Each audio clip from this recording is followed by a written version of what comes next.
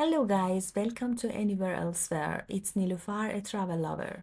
I make videos from anywhere I go for holidays with my family. First of all, to keep them on YouTube as memory and then to share with you, my bigger family. So if you like the content and find it useful, don't forget to subscribe to channel and like the video.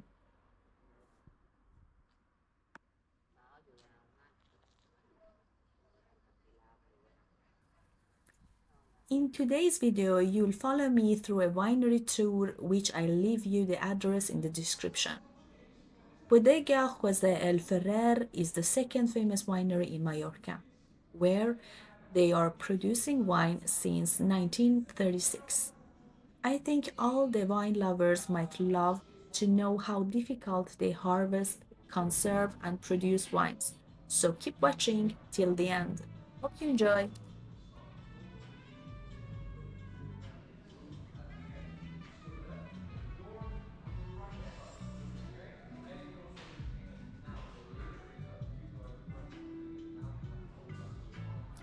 Bodegas José el Ferrer is a family business founded in 1931 and a pioneer across the island in aging process in oak barrels and bottling of quality wines based on the Montenegro variety.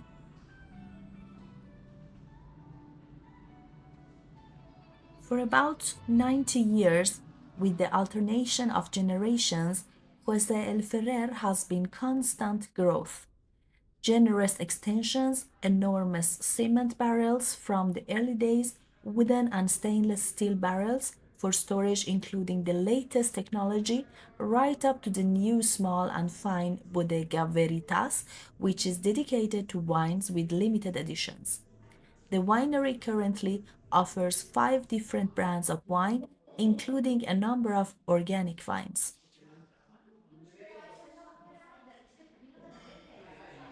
Here you have their shop where they sell all the wines, a lot of specialties from Mallorca.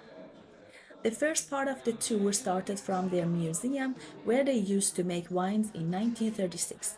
Then I'll be silent so you can listen to our leader who is explaining so well all the details fluently, much better than me. If some place is not clear, it's because we were underground and a baby was crying. So don't hesitate to ask me below in comments and you'll get the answer soon.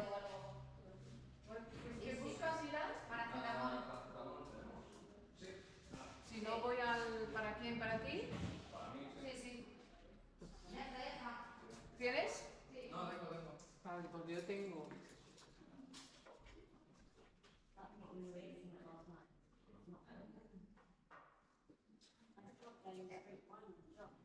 Oh, that's actually grape juice, not fermented. Yeah, mosto. But starting with the museum, this is the part where we are at, where this is the origin of José Luis Ferrer. It was constructed in 1931 initially, and that's when we started doing our first productions. Now, the first productions were, of course, done in these concrete tanks, these concrete deposits that you see right here. Now, you have to know that some of these are at the first floor, this level, but a lot of them actually go below the ground. We have a total of 54 of these deposits, and most of them are underground deposits. Now, the ones that we have right next to us go from 14,000 liters all the way up to maybe 16,000 liters.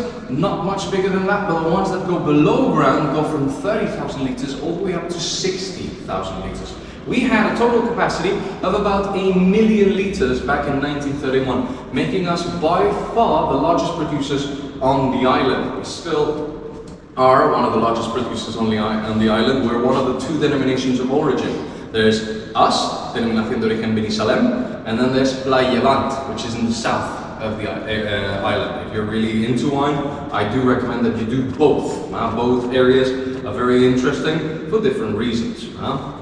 Binissalem wine has been on the making for over 2,000 years. They were making wine here before the baby Jesus was born, so just to give you a frame of reference, the Romans were coming to Binissalem to buy the wine, okay, because it was some of the best of the Roman Empire. You have to think that the varieties, the indigenous varieties that we have here in Mallorca are still unique in the world. Montenegro, Giro Arroz, Gorgollasa, Cayet, all of these you will not find outside of the island. So as much as you like Chardonnay, Cabernet, Syrah and all of that, okay, stay as far away from those as possible, right? They're very good, okay, but if you want to get a good Chardonnay, you're not in a good country.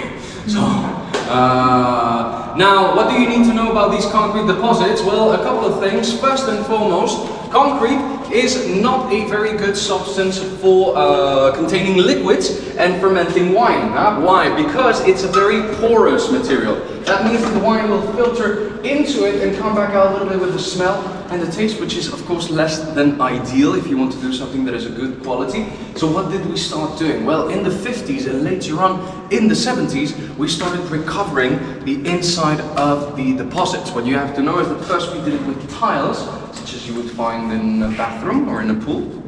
The issue with that is cleaning the joints of said tiles. You could have the best toothbrush in the world in not cleaning out some of the sedimentation from the yeast, from the skin, from anything else that may be in the mosto. It's gonna lay in between the joints and it's gonna seep into them. It's gonna be impossible to maintain and clean properly. It's gonna be very hard to do so at the very least. So what they did in the 70s instead is that they started covering the inside with epoxy, which is the red plastic resin that you can see right now on the open deposits. It's a plastic resin that is essentially perfect for any sort of beverage because it's a non-porous substance. So that really means that once the wine was inside of here, it was isolated, which was kind of the point initially. Yeah, it was to have a recipient where we could throw the wine in, have it kept without altering it, and only being altered by the stuff that we actively put in it, which is kind of the point again. Now, a lot of people tend to think that we stopped using these, but if you look right behind you, there will be deposits that have little chalkboards hanging from them. You know that right now you either have something fermenting inside, or simply that has been deposited from previous years. We didn't need to mix it, we didn't need to bottle it, so it's just sitting here. In this case, we have the Monastrell, the Syrah, I don't know what's further there, but here we have 3 varieties of red wines fermenting in these tanks. So we still use some of that million liters that we developed back in 1931. We don't use all of them nowadays because we changed the type of deposit that we use, yes, but we didn't just completely waste them. It would have been a waste of resources, a pretty big one if I might add it. Yeah. Now we're gonna keep moving forwards.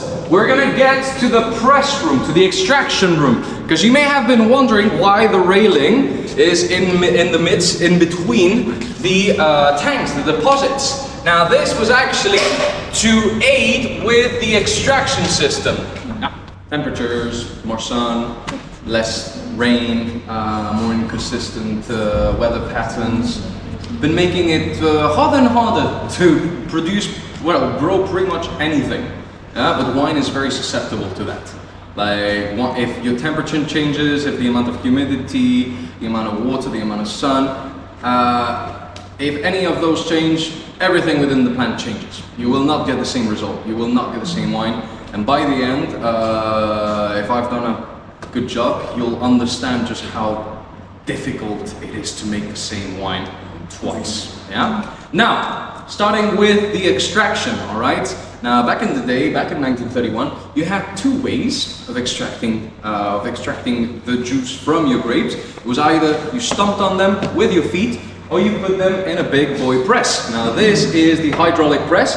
As you can see, it is quite big. It was actually used from 1931 all the way up to 1996. So if you gave it a little bit of grease and a little bit of love, it would still work without a hitch. There's no issue with that.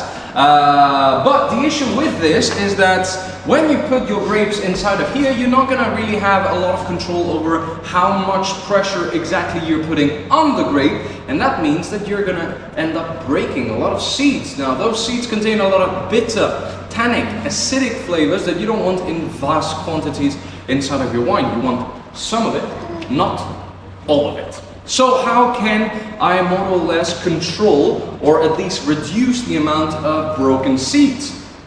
Well, the only way that I can really go about that without a modern extraction system is by cooling down my grapes. Cooling down your grapes will make them tougher, will make them a bit more resilient to pressure. The problem is that when you harvest them here, especially back in the day, you know, mid-September, it was still very warm here in Mallorca. You know, you still had like 25, even 28 degrees, maybe 30 degrees on some very warm days. So when you harvested your grape would be very soft. So how can I make it tougher without a modern refrigeration system? Because that's what we used to make them tougher. We cooled them down. We used the empty deposits. You have to think it's about half a meter of concrete per wall, all right, on those empty deposits. So it's about 8 degrees cooler on the inside of the tank than it is on the outside. So what we used to do, and we will see it when we go upstairs, all right, during the harvest time, is that we used to put all of the grapes on a pool that is outside, all right, and we used to pick everything up with a mechanized trolley that would lift them up to the main working area, and from them we would put them inside of the empty deposits. Now you may have noticed the railing, yeah? This was so that we could put a trolley on here, all right, and instead of having to carry and shovel 2,500 liters of grapes by hand, you put a trolley in here, you roll it up in front of one of the deposits with a door that is full of grapes, and you let gravity do its thing. You let gravity do its thing, fill up your trolley, carry it up here, and dump everything in one time, in one sitting, instead of, as I mentioned, having to shovel 2,500 liters of grapes. It was much easier. The job was hard enough as it was without having to make it even more complicated, all right? Now, before we go upstairs, I want to talk, just to mention quickly, these first 3 stainless steel deposits. These are the first ones to arrive to our winery, and they're very important to us because these are the ones that are allowed to do the first productions of white wines, rosés, and even sparklings. Because prior to 1976, when we first got the stainless steel deposits, the only productions that came out of this winery were red wines, because that's the only thing that we could ferment, because the different temperatures of fermentation affect a lot what you can and cannot do. But we'll talk about that in the other section, in the new section of the winery. But this is the main working area. As you can see, it's a bit of a mess. No? That's because, and trust me, it would have been worse back in the day, right? Because here we have only a few of these deposits that are closed. But from here, okay, you would do anything that had to do with the deposits. Maintaining them, cleaning them, preparing them, seeing how the fermentation, the maceration is going, doing the remontage, the mixing, the extraction, anything and everything from here. And as I mentioned, during the harvest times, which is what we're doing now, all right, what we would do is that we have a pool which is behind that wall at the very end. It's outside, there's a pool where we would dump all of our grapes. Now, what we would do is that we would bring the tractor with the trolley. It would go onto a massive, not a press, but to weigh stuff. How do we call it? Scale, thank you. Massive scale that is on the ground, all right? Put the trolley in, weigh what you have got, and then dump everything in the pool, all right? Now, from there, it would be mechanically lifted up here through a mechanized trolley that is behind the white column at the very end that you see over there that connects with the pool outside. And from here, we would simply dump it inside of the empty deposits. Now, from there, we would just cool them out for like 12 hours, not really more than that, and then dump everything and start the extractions. We had to be really efficient on doing our extractions as we harvested, because you have to think, we didn't have any refrigeration methods other than the empty deposits. We had to be quick, because otherwise the grape would start to go bad, or would start fermenting within its own skin. There's a bunch of stuff that can go wrong, so we have to be very, very quick. So whenever we have rains during harvest days like this, it really sucks, because you can't go inside of the fields. It's like 4 meters of mud. You sink your foot, you know, and you do three steps and you're sunk. You can't put the tractor, so you have to stop everything. The grape might start rotting, it might start fermenting within its own skin. There's a bunch of stuff that can go wrong.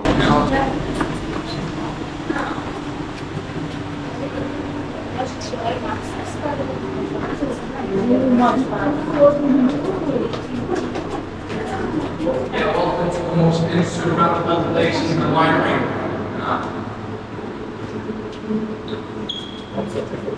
This is very good for social media. Now, a couple of things that you may have noticed whilst coming down here. First and foremost, temperature. It is a very nice 18 degrees all year round in here. Sometimes we need to turn up the AC. It's very, very warm, even under 3 meters of concrete. But another thing that you may have noticed whilst coming down here is the smell. The strong smell of oak. That is normal after all. All of these barrels are made out of oak. We have mostly French oak, but we also have quite a bit of American, Hungarian, Romanian, Bulgarian. We use 80% of French oak and 20% of variety, right? And the second smell that you may have noticed whilst coming down here is the smell of wine.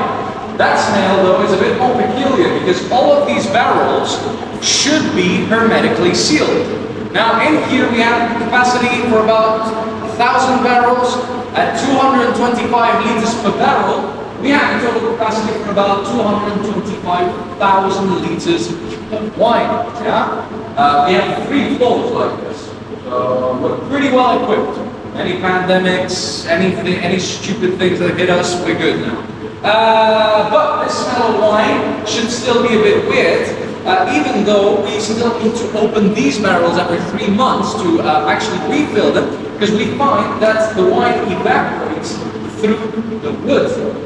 We choose oak as a material for the aging of wine because it's a very porous material. That means that there will be a bit of air, not a lot, but just a bit, that will get through it. Now, it's not enough to actually age and oxidize the wine. We're actually looking for a process called micro-oxygenation, right? We age the wine through oxidation and oxygenation, right? Just so you have a very visual example in mind, what happens when you take a barrel and cut it in half? After 15 minutes, it turns brown. Bit black. That's because it's been absorbing so much of the ambient oxygen in such a short amount of time that it's oxidized. It's turned sour. Okay? It can happen even to metal. You know, that's why metal corrodes.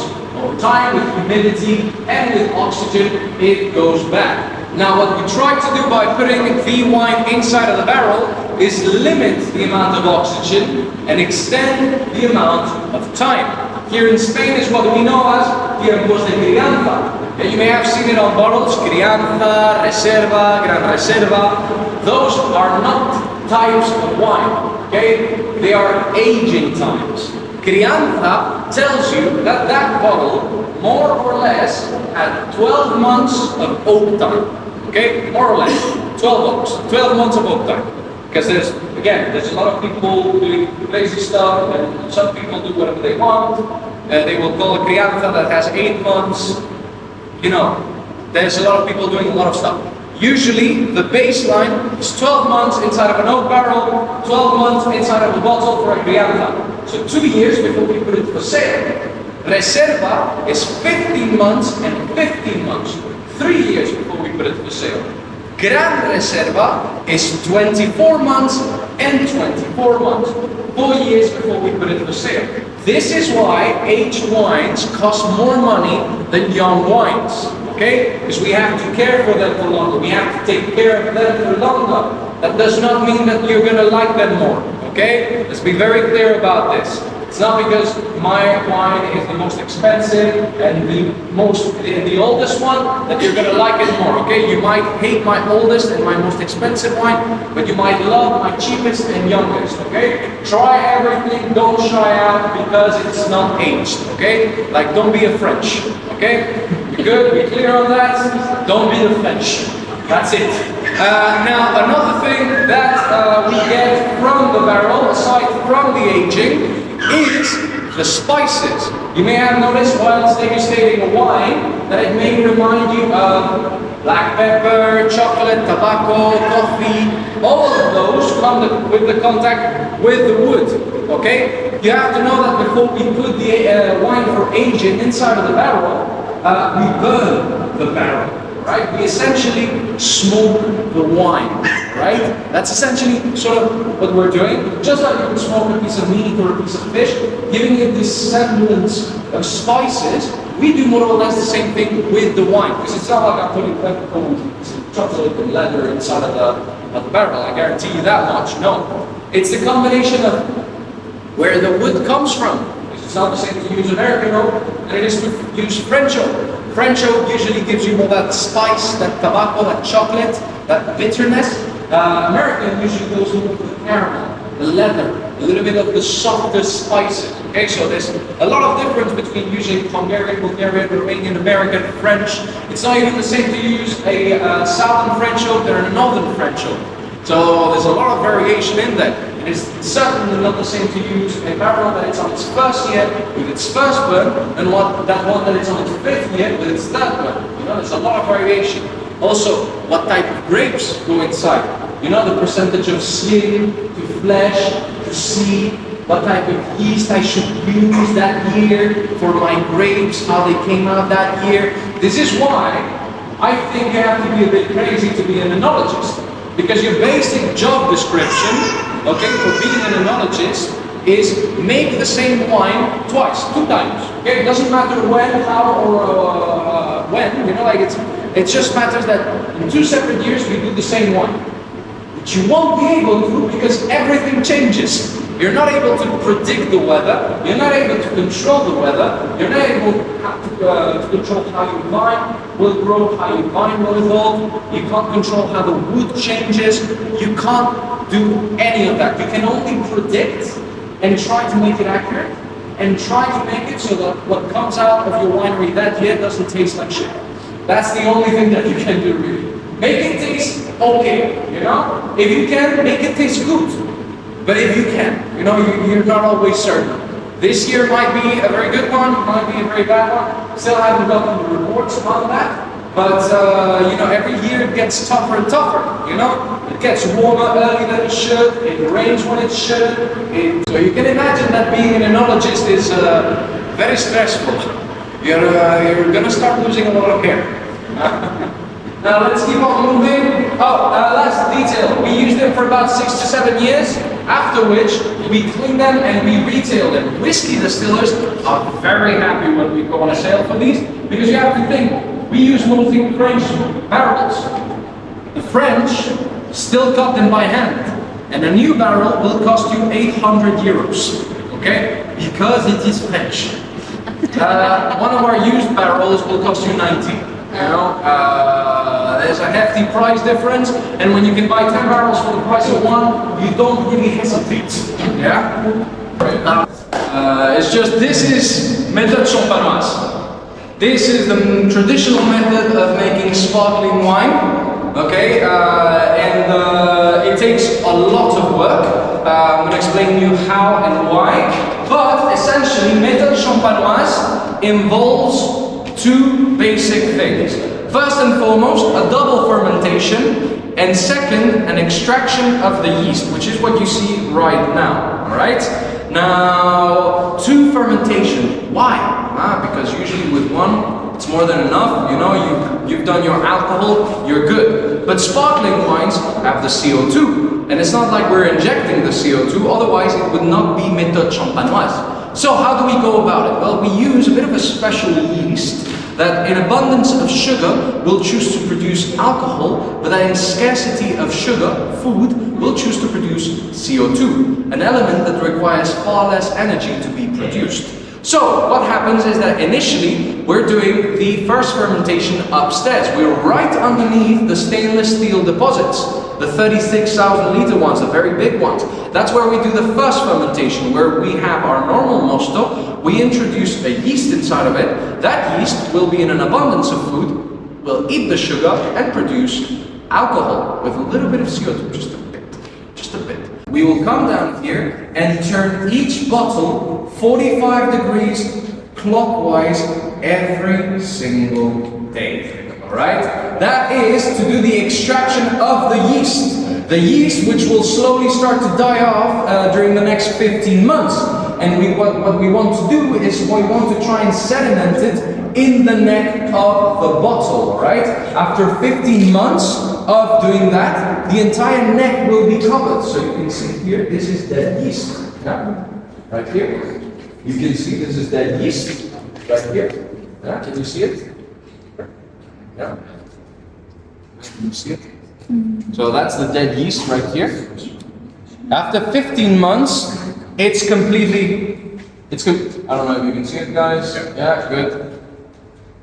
After 15 months, the entire neck is full of yeast. So how can we do the extraction? Well, you might have seen it in real life or maybe in a movie, in a series, where they take a knife, or if they have a bit more money, a saber, and they put the back of the knife against the bottle to hit the neck of the bottle very, very hard and in a dry, like a very dry strike. It's like a very precise strike, right? Now what you want is to actually break the neck of the bottle, to use the internal pressure that is built up inside of the bottle to release and push out all of that yeast that is at the neck of the bottle. So that means, of course, we're going to lose quite a bit of liquid. About 30% of the entire production back in 1931 was lost during the process of making champagne. That means that out of 1,000 bottles, we only put out for sale 700.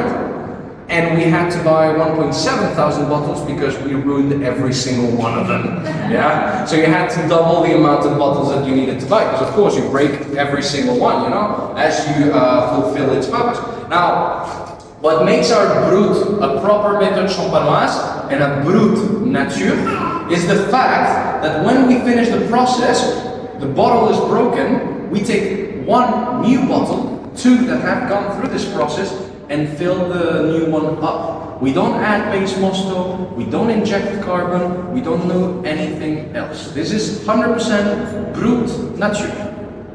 Simple as it gets, and it's very, very good. Now, of course, even nowadays, we still have to get rid of that yeast somehow. That hasn't changed so much.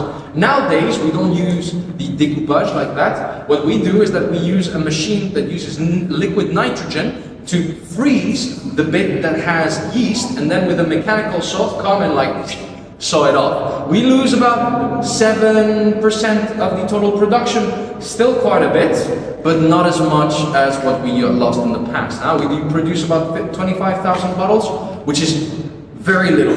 Like compared to like big champagne producers, is nothing, but it's still quite a bit for the island. Yeah? Now let's keep going through here. Here we have 120,000 liters of capacity. Just in here, if you opened one of these when it was full, it's a cannon of wine. It goes from wall to wall, just because of the pressure.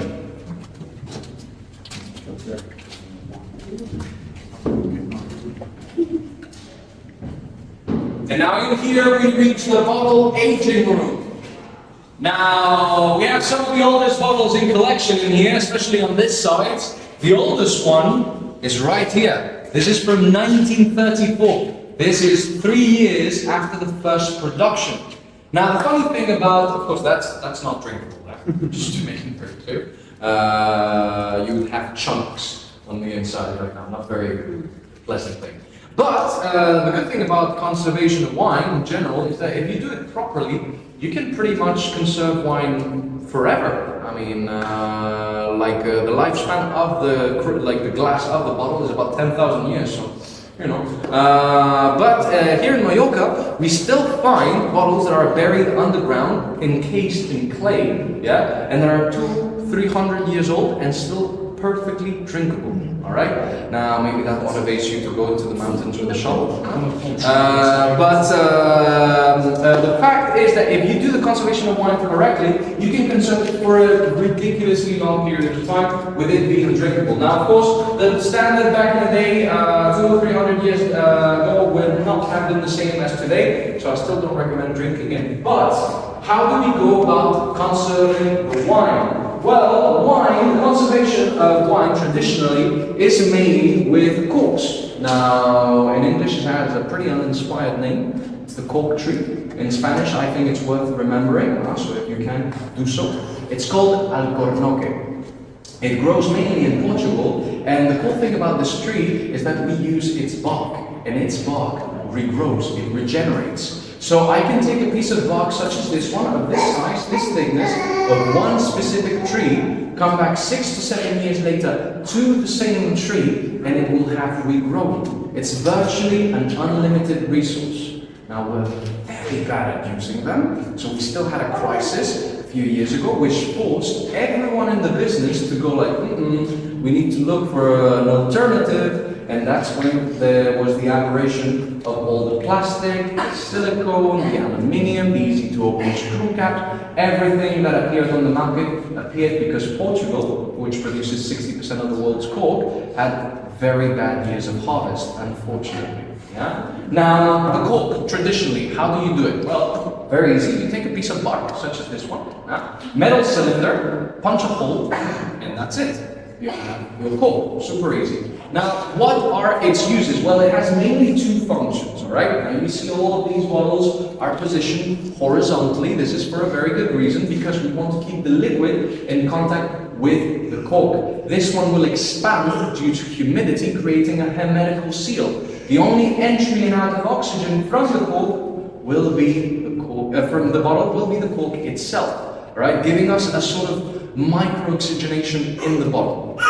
Sort of micro-oxygenation, because it isn't really micro-oxygenation, just per se. The thing is that when the wine comes out of the barrel, it's not drinkable, all right? It's too coarse, it has too many tannins, it is too bold. You need at least the same amount of time inside of the bottle as it did inside of the barrel before it can mellow out. The cork will also allow for the wine to evolve through time, through this slow absorption of oxygen. The cork is the reason why your wine evolves through time, but it is also the reason why your wine has a lifespan. Why we tell you, okay, don't wait more than 5 years, because after 5 years your wines will slowly start to decline, because it has absorbed so much oxygen that it's oxidized, that it's turned sour, it's turned into vinegar, all right?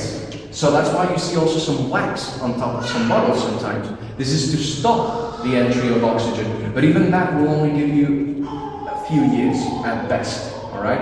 So really try to drink it, okay? For wine, you don't wait for the special occasion, you make the special occasion. That's very important. Wine is meant to be drunk, so just drink it.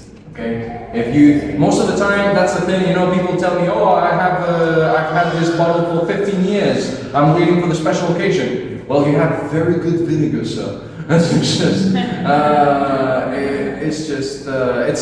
a shame to lose these bottles like that. Yeah. Now, what we can deduce from this type of cork, is that you want a wine that needs the aging, but white wines, rosés, young reds, you do not want them to age. You don't want an oxidized young white wine. You don't want them to get in contact with air. So that means that they don't need the cork. Now we, because we already did our own production of cork, had the option of taking all of the leftovers from making cork, because you can see there's a lot, yeah? Reduce it and make a paste, and then recompact it with resin, giving us the compacted cork. Now you might not be able to tell the difference, but this is perfectly cylindrical. It has no holes, no imperfections, it is man-made. This is a natural cork. Can you tell the difference? Yeah? This is much dirtier. It is full of holes, it is full of imperfections, and it is very, very soft. It's like a sponge, really. This one is really hard. You can barely bend it. It's very, very tough. It barely lets any air pass. Now we had this option. A lot of people didn't. That means that they had to look for plastic, silicone, aluminium, easy to open, all of that, okay? It might not seem as glamourish, as traditional as the cork that we have, but it still does its job perfectly well. I want to make this very clear for everyone who comes here. Do not judge a bottle of wine by how it's bottled. The same way that you don't judge a book by its cover. It could be the best wine in the world, that it could perfectly have a silicone cap. If the conservation of the bottle is appropriate for the wine inside of the bottle, it is perfectly okay. Alright? Don't hesitate because the wine is cheap and it has a cheap cork. Alright? In fact, most of the time when I enjoy the wine, it's because the bottle of wine was cheap, it was excellent, And it was because it was cheap that it becomes more excellent. It's a vicious circle, you know? It just goes back and forth. So, because like if I pay 150 euros for a bottle of wine and every sip I take is like 3 euros, it starts hurting a little bit after the second glass, you know? No matter how much I've drunk. So just make sure to enjoy the wine, try it out. Don't be afraid, because what's the worst thing that could happen? Oh, you don't like it. Oh, you spit it out, you know? Okay, that's the worst thing that could happen. Oh, you wasted like, okay, 10 euros, 15 euros, whatever it is. Just try it out, okay? Oh, also, by the way, yes, I know there's very, very expensive bottles of wine, you know, like there's 150, 200, 300. I have to say, especially ever since I came to live in Spain, because, by the way, the reason that I make fun of the French is because I'm French. You may have noticed that. I am a sneaky bastard. No, but the reason, ever since I came to Spain, especially, it has become more and more pronounced, is that the price of the wine tells very little about the quality of the wine. And you really need to, like, internalize this, okay? Not to judge the bottle of wine by how it's bottled, and not to judge it by its price. Because there's a lot of wineries that sell overly cheap wine for what it actually is. And I feel like one of the best examples is these bottles that we have here. All of these bottles are Magnum bottles that are hand harvested from old vines that are 60 years old. They are hand selected. Only 10% of the total harvest was actually made into these bottles. They're Magnum bottles, and they're 22 years old. They sell them for 70 euros. 35 euros a bottle, normal bottle. It is ridiculously cheap, and it is one of the best wines that I've had in my life. And I've had the opportunity of trying some very expensive wines, ludicrously expensive, and that doesn't come second to none. Like, really, there is a difference between the name of the bodega and trying to justify the price because of that, and the actual passion, time, and love that you put into it. Because that is a child. That's your boy. You know, like that. You've been taking care of that for 22 years. You did it by hand. You've been checking on it constantly, daily. It's your kid. So really, I think that's what should justify the price of the wine, not the name of the bodega, not the name of the brand. Any of that sold? Huh? Is any of that sold? Oh, everything will be sold eventually. It just needs to get to that. It's the enologists that come down here every single day. They do their things. They come with like very powerful lights that have the shape of the bottom of the bottle, so that they can inspect the inside of each bottle. There's a bunch of stuff that they do that I don't understand, because again, I'm just a drunk. And that's all bottled in Magnums as well? Yeah, and we have we just changed the bottle and put it up for sale, put some wax on top, because it's going to last like 3 years max, you know. It's the type of thing, this is the type of wine where I'm telling you, like, don't wait for the occasion, just make it, you know. Like, a lot of people are concerned by, oh, but it's a big bottle, like it's a Magnum bottle, like I'm never going to drink it. You'd be surprised how fast it goes down once you open it, because like that thing evaporates. Like, in 2 seconds it's gone. Oh, what happened to my glass? It has holes inside of it. So yeah. I'm not a sommelier, but there's sommeliers that reach that level. There's sommeliers that can tell you the variety, the year, where it comes from, what region, what type of weather they had. What type of weather they had that year. They can tell you that just from smelling and tasting the wine.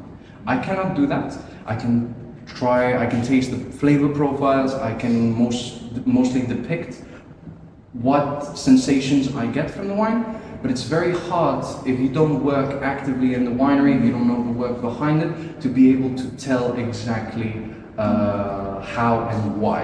It's a very complex thing.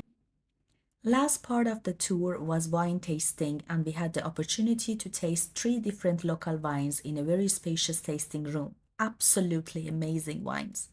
Then we went to the farm outside and took so many pictures.